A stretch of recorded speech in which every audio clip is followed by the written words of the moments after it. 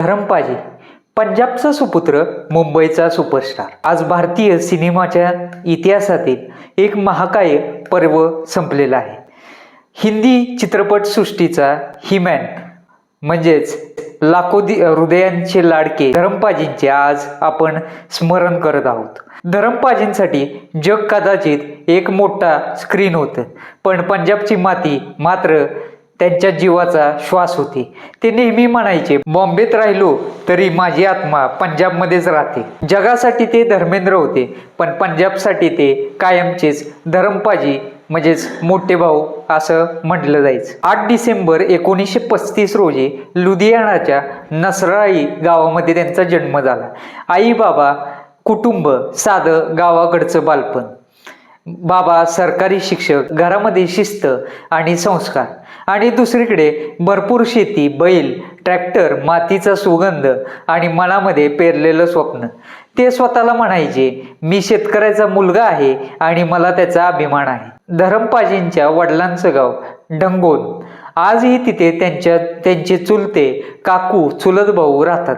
एखाद्या मोठा स्टार जसा फॅन्सपासून दूर राहतो, तसंच धर्मेंद्र पाजी कधीच नव्हते.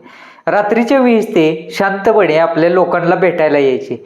थोड्याच वर्षापूर्वी त्यांनी स्वतःची 19 कनाल शेती आपल्या चुलत भावांना भेट म्हणून दिली होती. कागदपत्रावर सही करण्यासाठी ते स्वतः रायकोटच्या ऑफिसमध्ये गेले होते. अशी दिलदार मनाची देणगी हे फक्त धरमपाजीच करू शकतात. त्यांचे कुटुंबातले काही व्यक्ती सांगतात, धरमपाजी चुलत भाऊ शिंगारा सिंग यांच्यावर फार प्रेम करायचे. शिंगारा चाचांचा मृत्यू झाला तेव्हा धर्मेंद्र पाजींनी व्हिडिओ कॉलवर रडले होते. जसा एखादा मोठा स्टार नव्हे तर गावच्या घरचा साधा माणूस रडतो तसा. बालपणाचं बहुतेक आयुष्य गेलं ते साहणेवालमध्ये.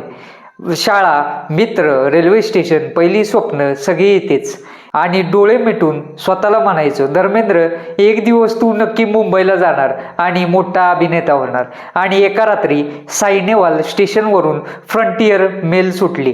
ते म्हणाले, मी त्या ट्रेनला प्रार्थना केली आणि देवाने ऐकली. फ्रंटियर मेलने मला आपल्या मांडीवर घेतलं आणि मुंबईला पोहोचवलं. यापेक्षा सुंदर स्वप्नपूर्तीची गोष्ट आणखी कुठे ऐकायला मिळेल का? ते नेहमी म्हणायचे, माझ्या जडांना मी कधीच विसरलेलो नाही.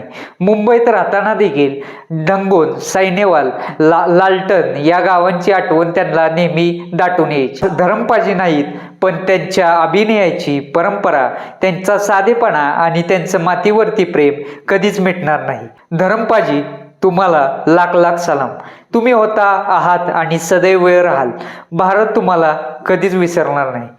तर मित्रांनो, या महान अभिनेत्याबद्दल आपल्या काय प्रतिक्रिया आहेत नक्कीच कमेंटद्वारे कळवा.